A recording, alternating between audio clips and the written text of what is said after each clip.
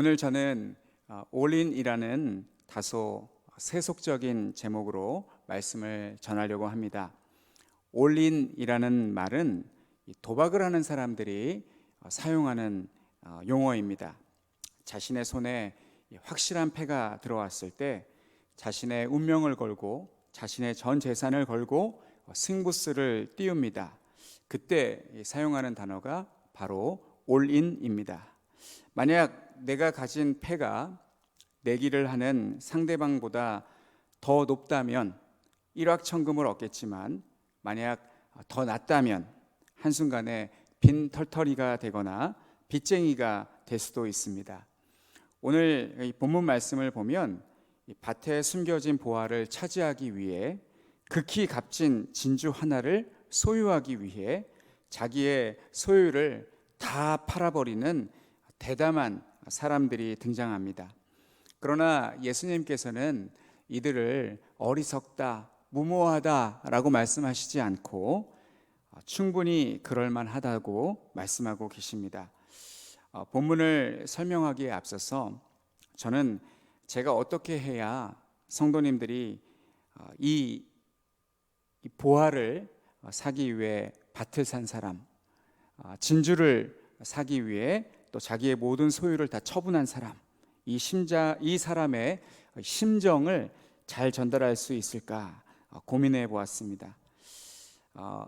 이 주석이나 또 설교집을 보아서 그것을 이렇게 설명하는 것은 한계가 있습니다. 심정적으로 성도님들에게 잘 전달이 돼야 되는데 그것을 전달하는 것이 쉽지가 않았습니다. 그래서 하나님께 기도하면서 오늘 말씀을 준비했습니다. 우리 성도님들과 함께 이 밭을 산 사람, 이 진주를 사기 위해 모든 소유를 다 처분한 사람, 그 사람의 심정을 우리가 함께 공감하면서 오늘 말씀에 은혜를 나누고자 합니다. 첫 번째 이 등장하는 사람은 밭에서 일하다가 보화를 발견한 농부입니다. 그런데 그 밭을 사려고 하는 것을 보아서 그 밭의 주인은 현재까지는 아닌 것 같습니다. 아마 남의 밭을 빌려서 농사를 짓는 소작인이거나 아니면 날품팔이 일용직 노동자입니다. 이렇게 남의 밭을 빌려 일하고 있는 농부는 일하다가 땅에 보화가 묻혀 있는 것을 발견합니다. 당시에는 이 땅에 보화를 묻어두는 것은 낯선 일이 아니었습니다. 왜냐하면 당시에는 은행의 비밀금고나 기중품을 보관해 주는 그런 보안업체가 없었습니다. 달란트 비유를 통해서 우리가 알 수 있듯이 은행은 있었던 것 같습니다. 그러나 재산을 정말 철통 같은 보안으로 안전하게 지켜주는 그런 보안업체는 발달하지 않은 것으로 보입니다.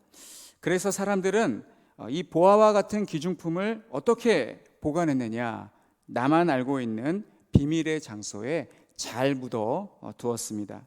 그런데 불행하게 그 보물의 주인, 그 보화를 땅에 묻어둔 그 사람이 갑작스럽게 죽게 되는 그러한 일이 생길 수 있습니다. 그러면 그 보물은 누구의 것이 됩니까? 아무의 것도 누구의 것도 되지 않는 것입니다. 그 보물이 묻혀 있는 곳을 알고 있는 단 한 사람, 보물을 묻은 보물의 주인이 죽었기 때문에 누구의 것도 아니게 됩니다.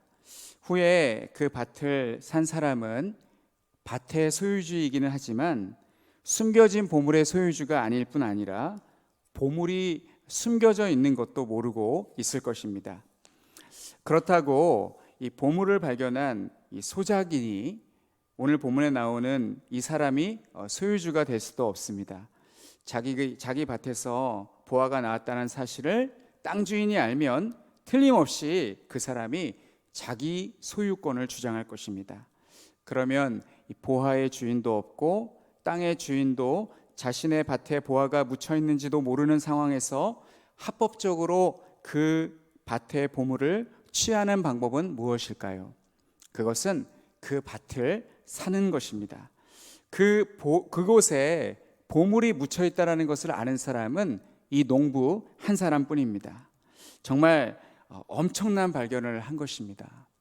야, 내가 평생 남의 밭에서 부쳐먹고 살던 내가 어느 날 엄청난 보화를 발견한 것입니다. 얼마나 기뻤을까요? 얼마나 놀랐을까요? 오늘 본문 말씀을 보면 이 발견했다라는 말씀이 나옵니다. 사람이 이를 발견한 후라는 말씀이 나오는데, 이 발견이라는 헬라어 단어가 유론이라는 단어입니다. 이제 유리스코라는 단어에서 나온 것인데, 우리가 잘 알고 있는 과학자 중에 이 아르케메데스라는 사람이 있습니다. 이 사람은 목욕을 하다가 이제 부력의 원리를 발견하고 너무 기뻐가지고 알몸인 채로 유레카라고 외치며 뛰어나갔다고 하는데, 오늘 본문에 나오는 이 발견이라는 단어가 그 아르키메데스가 부르짖었던 그 유레카의 어원이 되는 그러한 단어라고 할 수 있습니다. 이 아르키메데스가 외쳤던 그 유레카, 그것처럼 이 농부도 발견하고 너무 놀라고 너무 흥분되고 너무 기뻤을 것입니다. 그래서 이 사람은 누가 볼세라 얼른 흙을 다시 덮어두고 급히 집으로 돌아가서 평소에 그렇게 중하게 여기던 재산과 심지어 세간, 자기의 모든 소유를 다 팔아서 그 땅을 사려고 합니다. 오늘 이 본문의 말씀에서 가장 강조되고 있는 부분이 무엇이냐면 자기의 소유를 다 팔아입니다. 자기의 소유보다 더 값진 것이 발견되자 그것을 아까워하지 아니하고 그것을 다 투자해서 그 밭을 삽니다. 왜냐하면 그 밭에는 보화가 들어있기 때문에 그렇습니다.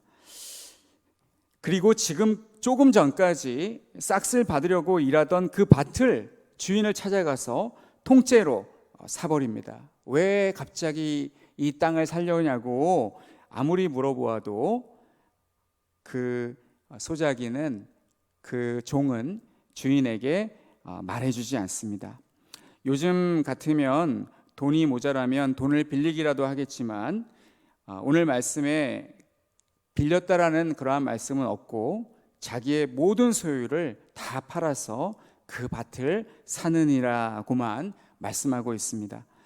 두 번째, 이 본문의 주인공으로 등장하는 사람은 극히 값진 진주를 자기의 모든 소유를 팔아 산 사람입니다. 어떤 상인이 있었습니다. 그는 곳곳을 돌아다니면서 좋은 물건을 구해 팔고 먹고 사는 사람입니다. 이 상인의 꿈은 당시 최고의 보물로 간주하던 아름다운 진주를 손에 넣는 것입니다.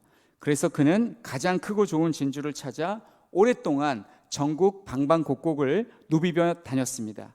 그러다가 드디어 이제까지 보지 못했던 최고의 진주를 발견하게 됩니다. 이 값진 진주가 있더라도 이것이 엄청난 가치를 가지고 있다는 것을 볼 수 있는 그런 안목이 있는 사람이 있는가 하면 없는 사람도 많이 있는데, 이 사람은 그 최고의 진주를 알아보았던 것입니다. 그래서 이 상인은 마치 이때를 위해 자신의 재산을 모아둔 것처럼 전 재산을 다 팔아서 그 진주를 사고야 합니다. 그는 자신의 전 재산과 진주 하나와 맞바꾼 것입니다. 예수님은 이 천국을 밭에 숨겨진 보화와 값진 진주를 산 상인에 비유하셨습니다. 밭에 숨겨진 보화를 소유하기 위해 전 재산을 다 팔아 밭을 산 농부와 극히 값진 진주를 소유하기 위해 전 재산을 다 팔아 진주를 산 상인의 이야기는 같은 내용을 말씀하고 있는 것처럼 보입니다. 그런데 자세히 살펴보면 약간의 차이점이 있습니다. 이 첫 번째는 밭에 숨겨진 보화의 비유에서는 보화를 천국이라고 말씀하고 있는데, 진주를 찾는 상인의 비유에서는 진주가 천국이 아니라 천국은 진주를 찾는 상인이라고 말씀하고 있습니다. 그리고 두 번째는 이 밭에 숨겨진 보화의 비유에서는 일꾼이 우연히 땅을 파다가 삽질을 하다가 보화를 발견하는 데 비해 진주를 찾는 상인의 비유에서는 상인이 좋은 진주를 열심히 찾던 중에 극히 값진 진주를 발견합니다. 세 번째는 밭에 숨겨진 보화의 비유에서는 천국에 대한 인간의 태도가 수동적이었던 반면에 진주를 찾는 상인의 비유에서는 능동적이고 적극적으로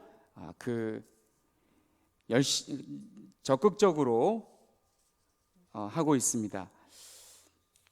이 말씀이 의미하는 바는 어느 누군가에게 천국은 아무 노력 없이 하나님의 은혜로 발견되어지기도 하지만 어느 누군가에는 천신만고의 수고 끝에 발견되어지기도 한다는 뜻입니다.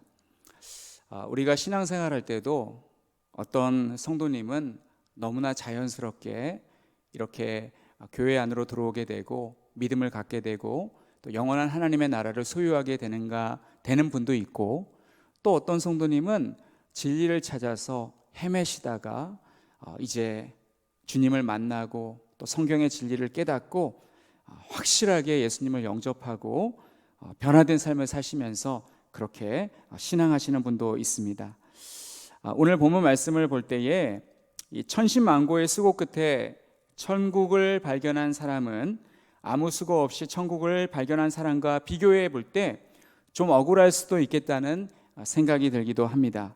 누구는 쉽게 천국을 발견하고 누구는 천국을 어렵게 발견했기 때문입니다. 그러나 중요한 것은 무엇입니까? 쉽게 발견한 것 그리고 어렵게 발견한 것, 그것이 중요한 것이 아니라 정말 이 본문 말씀에서 핵심은 천국을 소유한 것이 중요하다는 것입니다. 그러니까 본문에서 천국을 발견하기까지의 과정보다 더 중요한 것은 자신의 전 재산을 다 팔아 천국을 소유했느냐 못했느냐 하는 것입니다. 우연히 천국을 발견하여 소유하게 되었어도, 많은 수고와 노력 끝에 천국을 발견하여 소유하게 되었어도 천국은 너무나 귀한 것이기 때문에 그 사람의 노력 과정보다 더 귀한 것이기 때문에 천국을 소유한 것은 여하튼 충분히 칭찬받을 만한 일입니다. 저는 성경을 해석할 때 저뿐만 아니라 우리 목사님 모두들 또 우리 전도사님들 다 같은 이제 학교를 나왔기 때문에 이 하나님의 은혜와 주권을 강조하는 칼빈주의라는 틀 안에서 말씀을 해석하려고 노력을 합니다. 그런데 이 밭에 숨겨진 보화는 오직 은혜로 구원받는다는 칼빈주의와 잘 일치가 됩니다. 그러나 진주를 발견한 상인의 비유는 하나님의 은혜보다는 인간의 노력에 강조점이 있습니다. 따라서 예수님은 천국을 소유하는 데 있어서 하나님의 은혜와 인간의 열심 모두를 강조하고 있습니다. 칼빈주의는 인간의 열심을 부인하지 않습니다. 오히려 인간의 열심을 하나님의 주권과 은혜 속에 포함합니다. 로마서 12장 12절 말씀을 보면 부지런하여 게으르지 말고 열심을 품고 주를 섬기라고 말씀하고 있습니다. 우리는 이 숨겨진 보화를 얻기 위해 자신의 전 재산을 다 처분하여 올인하여 그 밭을 산 농부처럼, 극히 값진 진주를 보매 자신의 모든 재산을 다 처분하여 올인하여 진주를 산 상인처럼 하나님 나라 저 천국을 사모하며 우리의 모든 일생을 걸어야 합니다. 천국은 예수님의 오심으로 시작되었지만 예수님의 재림 때 완성이 됩니다. 그리고 우리는 그 사이를 살아가고 있습니다. 예수님께서 재림하실 때까지 우리는 천국을 사모해야 합니다. 그리고 이 땅에 하나님의 나라가 임하기를 간절히 소망하며 살아야 합니다. 우리가 주일을 성수하는 것도 이런 의미를 가지고 천국을 사모하며 주일에 예배당에 모여서 하나님께 예배드리고 하는 것입니다. 그러나 우리는 안타깝게도 천국을 소유하기 위해 모든 인생을 걸지는 않습니다. 본문을 발견했는데도, 극히 값진 진주가 눈앞에 있는데도 어떤 경우에는 우리의 영적인 눈이 어두워져서 그 가치를 알아보지 못하는 경우가 있습니다. 그리고 두 번째는 이 보물과 진주를 소유로 삼기 위해, 천국을 소유하기 위해 전 재산을 파는 것이 불안해서 우리는 천국을 소유하지 못할 때도 있습니다. 모든 교역자가 다 마찬가지겠지만, 제가 처음에 이제 청년 시절에 교역자가 되기로 마음을 먹은 것은 주님을 위해 내 일생을 바치는 것이 매우 가치 있는 일이며 의미 있는 일이라는 확신이 들었기 때문입니다. 처음 사역을 한다고 했을 때, 처음 신학교에 간다고 했을 때 저를 한심하게 보는 사람들이 많이 있었습니다. 그러나 당시 저는 속으로 그 사람들에게 저는 당신들이 모르는 보화를 발견했습니다 라고 말할 수 있었습니다. 사랑하는 한가람 교회 성도 여러분, 교역자뿐 아니라 우리 성도님들도 저와 똑같이 우리 모두는 저 천국을 향해 가는 사람들입니다. 우리의 소망이 천국에 있습니까? 아니면 내가 가진 재산에 있습니까? 저는 지금 우리가 가진 재산 전부를 하나님께 드리자는 말씀을 하고 있는 것이 아닙니다. 우리의 관심사가 어디 있느냐는 것을 묻고 싶은 것입니다. 비록 우리가 가진 것이 없고 배운 것이 없고 잘난 것이 없더라도 우리의 마음에 하나님의 나라를 소유하고 하나님 나라의 확장을 위해 기도하며 전파하는 삶을 살고 있다면 나중에 영원한 하나님 나라에서 하나님으로부터 큰 칭찬과 영광과 존귀를 얻게 될 것입니다. 그리고 이 땅에서 하나님의 말씀을 듣고 하나님께 내 인생 전부를 드린 선택이 틀리지 않았음을 증명하게 될 것입니다. 이런 선택을 한 사람은 밭에 숨겨둔 보화를 소유하기 위해 그 밭을 산 사람과 가장 값진 진주를 발견함에 자신의 모든 재산을 다 털어 그 진주를 산 사람과 같이 가장 지혜로운 사람들입니다. 이런 사람들이 다 되시는 우리 모두가 되시기를 간절히 축원합니다.